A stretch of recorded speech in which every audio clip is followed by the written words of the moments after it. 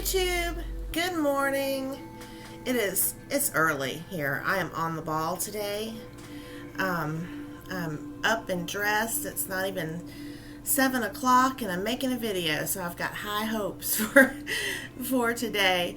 Anyway, I wanted to jump on the YouTube Pagan challenge bandwagon. I realize I am very late. This is week 3. So I'm going to tackle the first one right now. How did you find your path? And I've actually done a video on this before, like when I very first came to YouTube. So if you've already, if you remember that one, if you've been with me that long, my apologies. You can just skip over this video. But I thought I'd touch on it briefly again. So I was raised a hardcore Church of Christ Christian. Church of Christ, where I grew up in Jacksonville, Florida, was very rigid, very dry, very hellfire and brimstone, I can remember in sermons how descriptive they were about Christ's wounds and just way too much that a child should be hearing, in my opinion. So that was my upbringing. I went to church until I was about 13, and then my dad gave me the choice of whether or not to go anymore, because at that point he was pretty much having to drag me to church. I was a teenager. I was interested in other things, and I don't know. I never really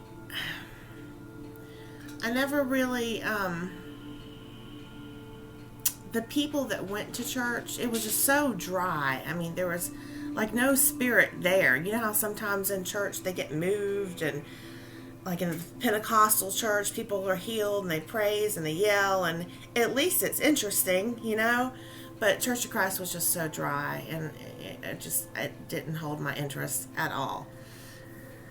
That being said, I have no truck with Jesus. Jesus is cool with me. I view Jesus as an ascended master, and I have no problem with Jesus. I have huge problems with the church, however.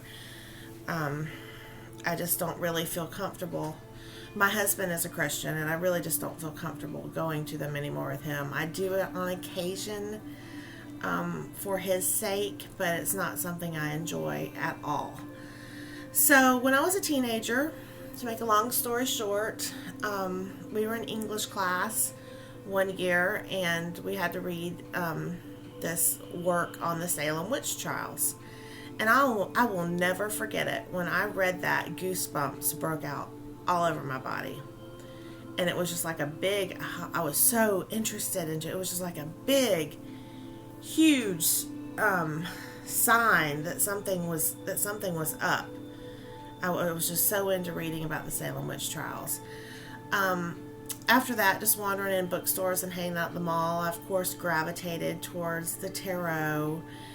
And I bought my first tarot deck probably when I was around 15, maybe. I would do a few readings for myself and for friends. And then that kind of faded out. I got more worried with, kids stuff. Teenage stuff, boys basically. Then fast forward about 10 years, so I'm about 25. I went through a kind of a dark night of the soul, and I really started reading a lot of self-help books.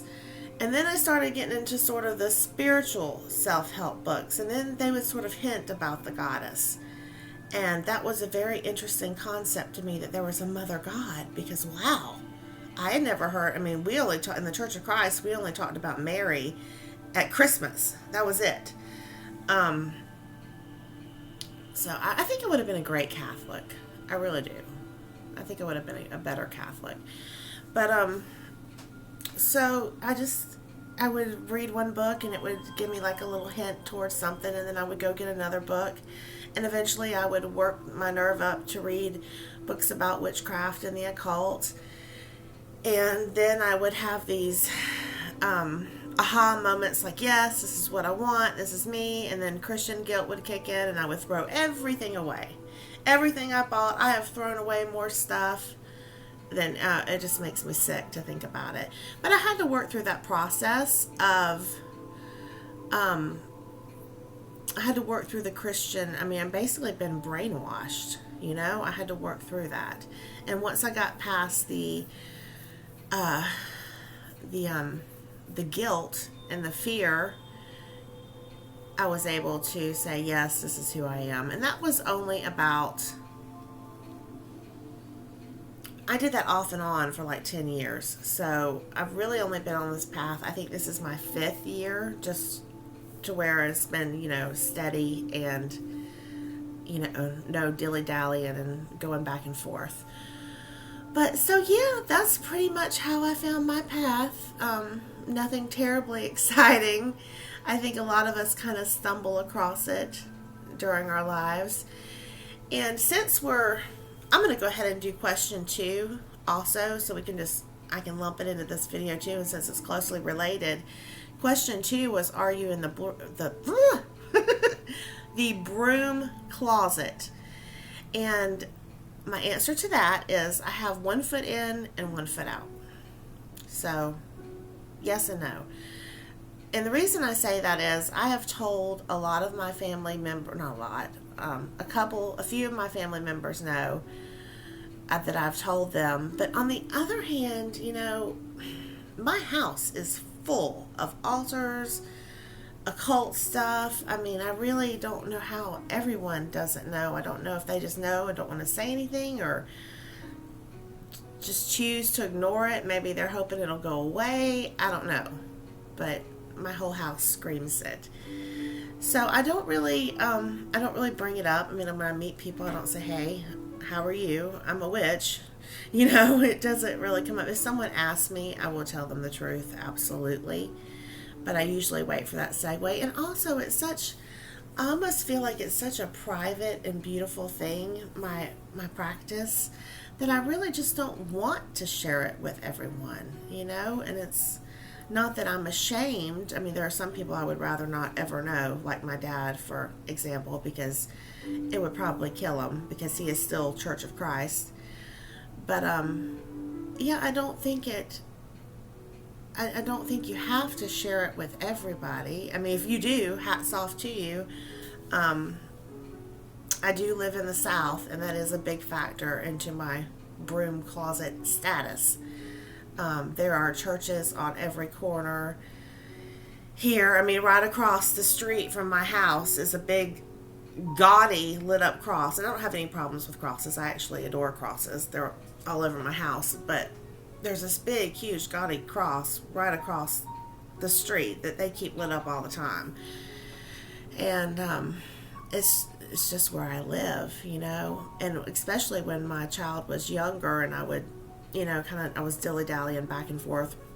You know, I had to be careful. I mean, here in South Carolina, someone might, especially my child's father, my husband isn't my child's father. I know, TMI. But if he would have found out that I was doing that around his kid, that could have caused huge problems and ramifications for me. So, yeah. So that's my broom closet status. I hope to one day be fully out. That is my goal. I'm working towards that. You know, can't we all get along? For Pete's sake. So that is my goal, to be out and free and be fully, you know, be myself. So, okay, so those are the answers to questions 1 and 2. I will figure out what question 3 is, and I will be back. Much love and many blessings. Hope you have a beautiful day. Bye.